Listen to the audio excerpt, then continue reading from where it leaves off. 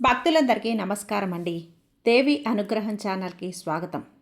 ఆ దేవి యొక్క ఆశీస్సులు మనందరిపై ఉండాలి అని చెప్పి మనస్ఫూర్తిగా కోరుకుంటూ ఈరోజు దుర్గమ్మ చెప్పేటువంటి సందేశం ఏంటి అనేది విందాం. నీ భర్త విషయంలో చాలా ఇబ్బందులు పడుతూ ఉన్నావు కదా, అందుకే అతి త్వరలోనే నీ భర్త మారబోతున్నాడు. కేవలం నువ్వు ఈ దుర్గమ్మ చెప్పినట్లు చెయ్యమ్మా, మిగతాదంతా కూడా నీ తల్లిగా నేను చూసుకుంటాను. నా బిడ్డ క్షేమం గురించే కదా నేను చూస్తాను. నేను దగ్గరుండి నడిపిస్తాను. నీ జీవితాన్నంతా కూడా చక్కదిద్దుతాను. నీదే కాదు, నీ భర్తలో ఒక మంచి మార్పు కూడా మీరిద్దరూ సంతోషంగా ఉండేలా ఈ దుర్గమ్మ ఆశీర్వదిస్తుంది.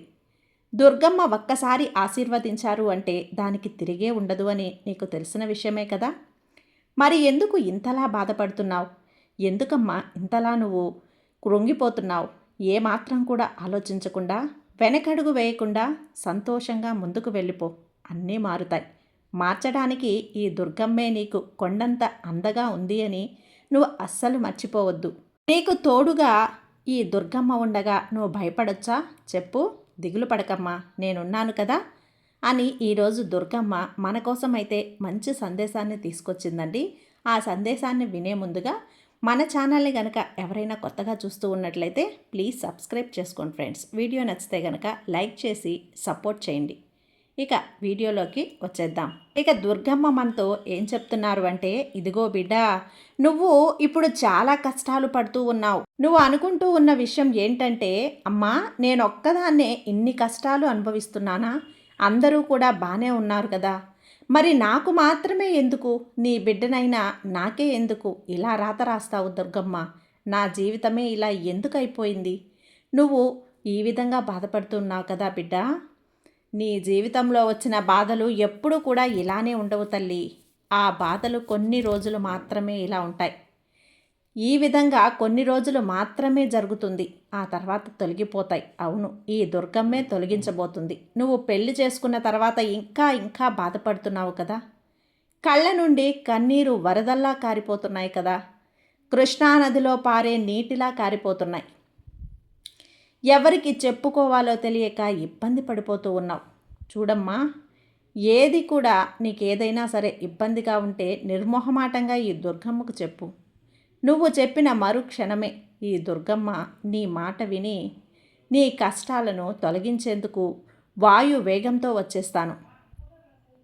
నీ కళ్ళల్లో కన్నీరును పోగొట్టేందుకు నీ వద్దకు వస్తాను. నా బిడ్డవైన నువ్వు ఏం చెప్పినా సరే మౌనంగా వింటాను. అలానే నీ భర్త విషయంలో నువ్వు ఇంకా ఇబ్బంది పడుతున్నావు కదా, ఆ బాధను కూడా నేను తొలగించేస్తాను బిడ్డ. నీకు మంచి రోజులు రాబోతున్నాయి. ఇక నువ్వేమీ కూడా చెయ్యాల్సిన అవసరం లేదు. బాధపడకు. ఈ దుర్గమ్మ నీకు తోడు ఉంది కదా, అన్నీ చూసుకుంటుంది. నువ్వు ఈ శుక్రవారం రోజు తలస్నానం చేసి ఈ దుర్గమ్మకు మనస్ఫూర్తిగా పూజ చేసి ఒక్కసారి నీ మనసులో ఉన్న బాధలన్నీ కూడా నాతో చెప్పుకో. నీ ఒక్క దీపం వెలిగించు ఈ దుర్గమ్మకి. నీ బాధను చెప్పుకో.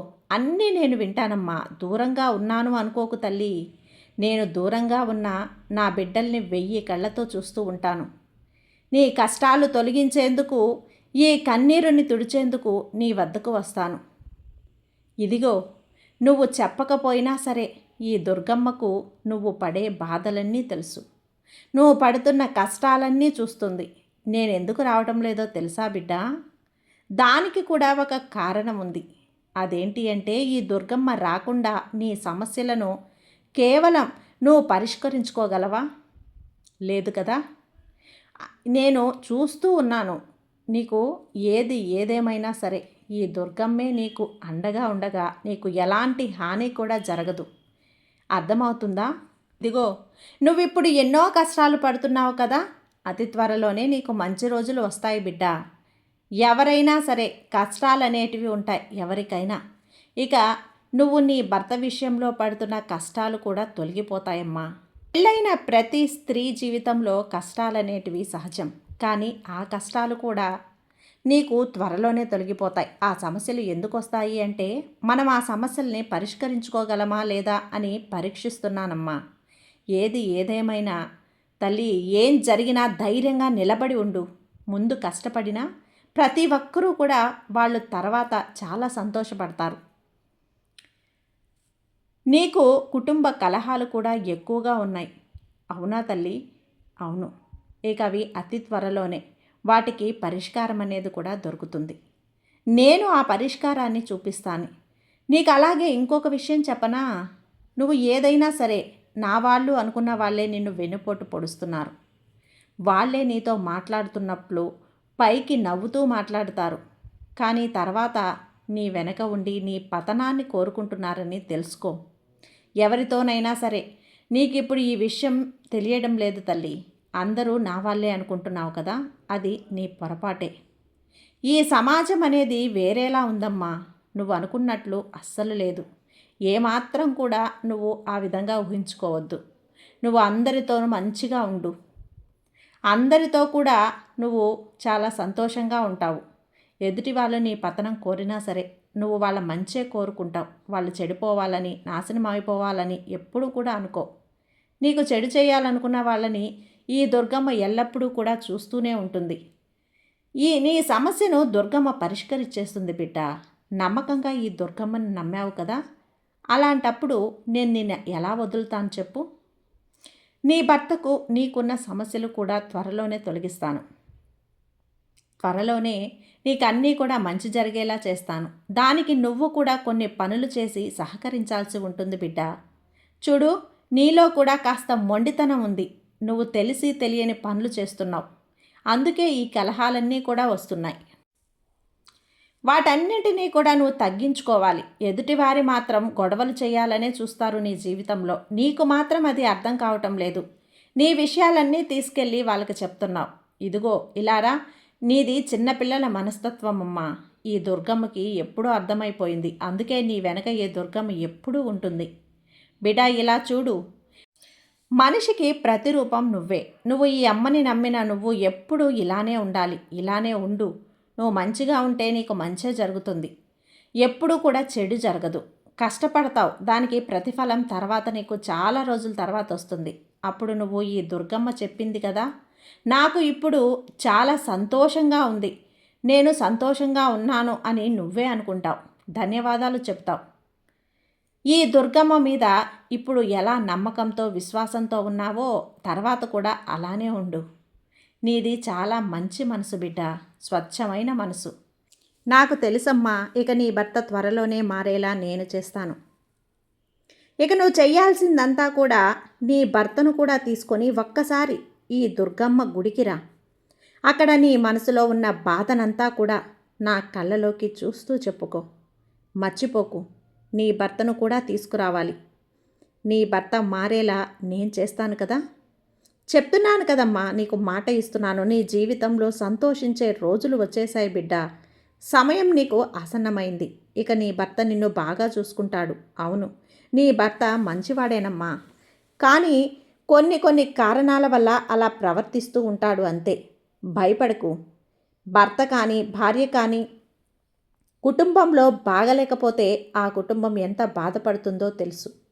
ఇప్పుడు నీ భర్త బాగలేకపోయినా లేదా నీ భార్య నీ మాట వినకపోయినా సరే ఒక్కసారి నా దర్శనానికి తీసుకొస్తే అన్నీ వాళ్ళకి అర్థమయ్యేలా కళ్ళకు కట్టినట్లు చెబుతాను.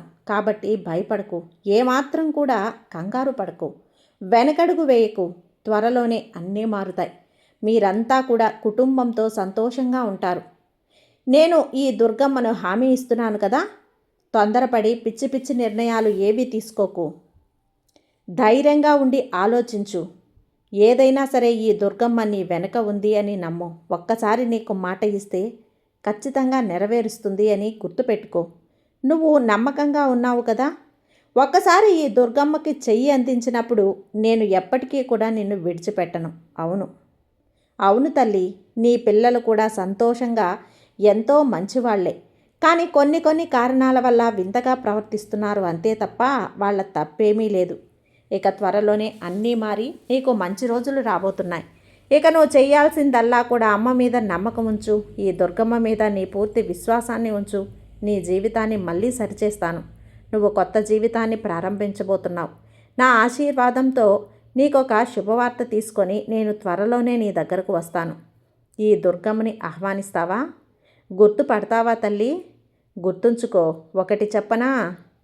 నీ భర్తకి ముందు చూపు లేదు. నువ్వు నీ భర్త జీవితం అంటే ఏంటో తెలుసుకునేలా చెయ్యాలి తల్లి. అప్పుడే నీ జీవితంలో నువ్వు చాలా సంతోషంగా ఉండగలవు. అంటే నేను చెప్పిన ఈ మాటలన్నీ కూడా నీకు అర్థమవుతున్నాయి కదా? విన్నట్లే విని వదిలేస్తున్నావా?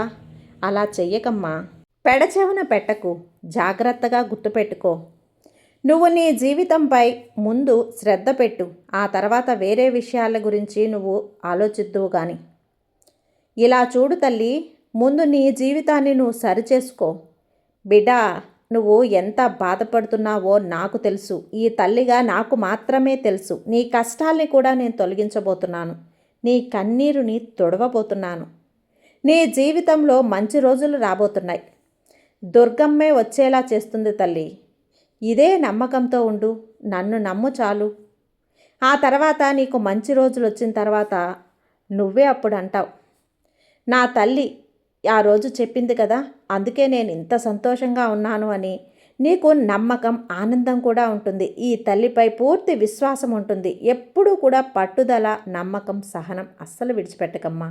ఇవి లేకపోతే నువ్వు జీవితంలో అస్సలు ముందుకెళ్ళలేవు. ఇదిగో, నువ్వు ఏది చేసినా సరే ఈ దుర్గమ్మ మీద నమ్మకంతో ఉండి చెయ్యి చాలు. నీకు అంతా కూడా శుభమే జరుగుతుంది, మంచే జరుగుతుంది. ఆ అమ్మపై నమ్మకంతో చేశావు అంటే నీ జీవితం ఇంకా ఇంకా సంతోషంగా ఉంటుంది. అవును బిడ్డ, నువ్వు ఏది చేసినా అమ్మని నమ్మావు కదా.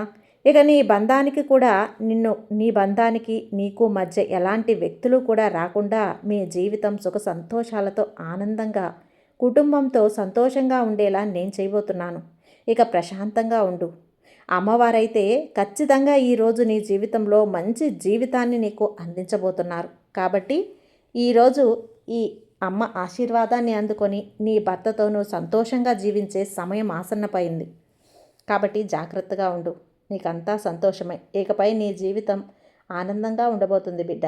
ఈ తల్లి ఆశీర్వాదం నీకు ఎప్పుడూ ఉంటుంది. సర్వే జన సుఖినో భవంతు. జై దుర్గమ్మ.